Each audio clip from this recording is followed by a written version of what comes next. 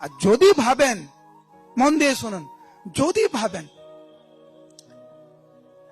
হরিভজন করার এখন সময় হয়নি, এখন বয়স হয়নি, এখন বয়স কম, এখন আনন্দ ফুর্তি করার সময়, তাদের উদ্দেশ্যে বলছি, সম্মান দিয়ে বলছি, কে নিশ্চয়তা দিয়েছে আপনাকে যে বৃদ্ধকাল পর্যন্ত আপনি জীবিত থাকবেন? এটা প্রথম কথা। দ্বিতীয় কথা হচ্ছে,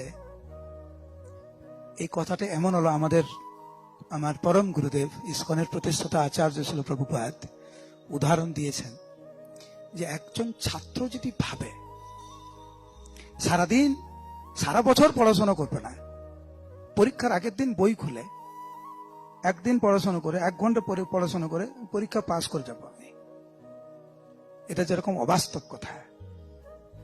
সারা জীবন পাপ কর্ম করবো আমি, কুচিন্তা করবো, ভগবানকে ডাকবো না, আর জীবনের যখন অকেজ হয়ে যাব, আমরা অকেজ হয়ে যাব, না ব্রেন কাজ করছে, না কিছু মনে করতে পারছি, না হাঁটাচলা করতে পারছি, আর তখন যদি আমি ভাবি আমি ভগবানের দিব্য নাম সুন্দরভাবে স্মরণ করতে পারবো, গাইতে পারবো, ভগবানের সেবা করতে পারবো, এটা অবাস্তব, সম্ভব না তো এটা। সেই জন্য এখনো কিন্তু দেরি না, হয়নি। It's never too late.